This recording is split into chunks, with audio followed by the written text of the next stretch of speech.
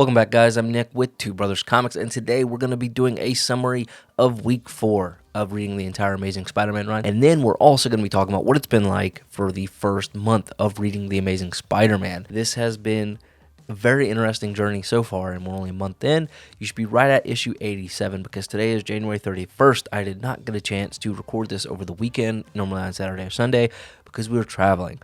I've not read 85, 86, 87 yet because I'm recording it this morning, and then I'm going to edit it, and then this evening I'll read the rest of it. So right now, issue 87 is the goal to be at for the end of the day. You take 3 times 31 because we're reading 3 issues a day, but you've read AF15 as well as 5 annuals, so you subtract your 6.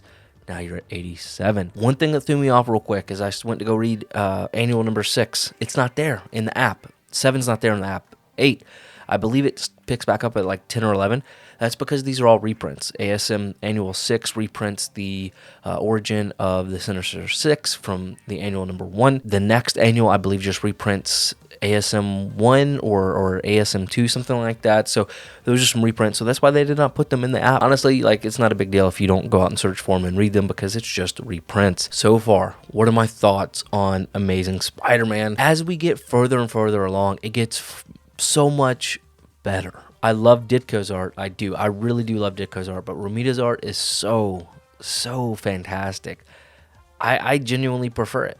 And then now John Buscema came in and did a couple of issues around the 70s, late 70s. Romita did some work there with him on that. And I'm curious to see kind of what's going to happen, but I really like John Buscema's art as well. It looked somewhat similar if you didn't know the difference. It actually took me one issue before I was like, man, this is a little bit different. And then I saw John Buscema was on it. I think it was issue 77, 76, something like that. Overall, the way these stories are being told are so much better.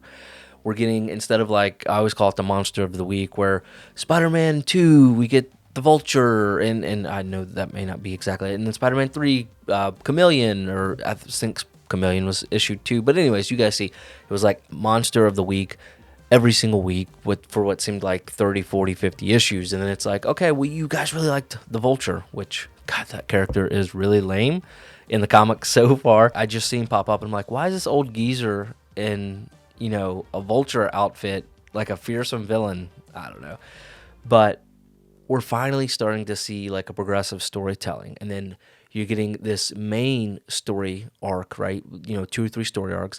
Then you're getting these underlying story arcs, right? So, for example, Kingpin, around issue 50, and I know we spoke about this last video, but then there's a couple of more arcs where, you know, Spider-Man versus Kingpin for a couple of issues. And then you have the underlying issue of, for example, Aunt May. Anytime she sees anything wrong, she freaks out and has a heart attack. Emotional damage! Not literally, but like a seizure, or she passes out. That's a bit annoying because I don't know any old woman that's like, oh, I'm so sensitive, I can't handle knowing my grandson is a web of spiders, and just passing out. It's just the funniest thing. I know it's comic books, but it's so weird. And then, you know, the Mary Jane, you see that he was really getting along with Mary Jane, and now it's really into Gwen Stacy. But, you know, he had to snitch on old Captain Stacy a little bit, and now Gwen's mad, and you know, he's disappearing all the time, and Gwen doesn't understand, and so you're getting all of that kind of underlying story to kind of keep it progressing along with the main, you know, like, hey, who is Spider-Man fighting for the next couple of issues, and then it's kind of tying in, and they're doing a really good job of doing that overarching underlying stories, as well as a lot of recall. So we just saw the Chameleon come back. It's so much better now, and it's such a better read, if that makes sense. I actually want to, instead of reading, you know, number 1 and going, okay, that's a self-enclosed story, I really have no interest in going to number 2, and in the way of, there's no drive, like, oh, I gotta know what happens in the next issue. You know, now we're seeing, okay, what just happened and what is going to happen. J. Jonah Jameson is still a terrible human being. He is hilarious. He is the ultimate Spider-Man villain. I don't care what anybody says. I'm going to say it every video until he's not. So Gwen Stacy, I really do love her so much. She is so funny. She doesn't care if Peter Parker is the man or not. You know, she's just Gwen Stacy. She's going to do her own thing. She doesn't need Peter Parker, but she really loves Peter Parker, and I don't know, man. They're doing a really good job with that character. When Mary Jane came back during the one issue with, I think it was like the person who mind controlled Captain Stacy. She had this weird hair. Like, that was awful. And another thing we're really starting to see is instead of just like the same 9-page paneling of comic books, you're starting to get to see spreads and splashes or half-page splashes. And that is awesome. These fight scenes are getting better and better and better. The stuff they did with Mysterio was really well done this week. I think it was just really incredible. The visuals there, some of the best I've seen so far along, to be honest with you guys. And I think it's obviously only going to get better. But man, it has been really, really good. Prowler was introduced, and I didn't realize he was introduced so early. I really like him in the Ultimate Universe. I don't really care for him so far in this because it's just, like some young punk kid that just created this suit, and now he thinks he's going to go out and be a bad guy. And obviously there's much bigger backstory to this. But it's not like he has, some super high level of intelligence. Like, no, I don't know. Like, it just seemed like, okay, we're going from Kingpin with super strength, and then the old geezer Vulture, which you guys know I don't like him either, but the old geezer Vulture who, I don't know. It just seemed like kind of weird, but I love the character design, and I think they're going to do a good job developing it, and that'll be very interesting. But I'm a huge fan of him in the Ultimate Universe with Miles and stuff like that. I also cracked up at Kangaroo. Kangaroo is a terrible villain. Not going to lie. Kangaroo.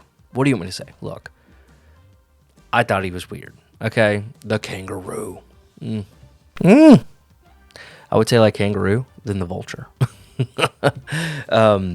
But it was really cool to see Chameleon come back, see the Shocker come back. I actually do really enjoy the Electro quite a bit more than I thought I would. And then this new guy that just started in the last few issues, this Schemer. He's going to go take on the Kingpin. No, bro. The Kingpin is just going to smash your skull. He just lost his son, and we do get to see a little bit more of Vanessa, which is really cool. Different than I expected, but yeah. All in all, pretty good. I'll throw up throughout the video some of my favorite panels and things like that I've been screenshotting. But from beginning to end, the first total month where we're going from Villain Week to where we're at now has been an interesting journey. It's been really, really fun. I'm really starting to grow a love for Spider-Man that I never expected I would. Spider-Man, my opinion has changed so much because I thought it was just some weird nerdy kid. He's got a suit on, and I know a decent amount about him before going into this, but nothing like kind of what you get by reading his entire mainstay comic book versus like the Ultimate Universe and some of his offshoots and stories. But man, he is a smart but witty, funny character. He doesn't need the Avengers. Screw y'all.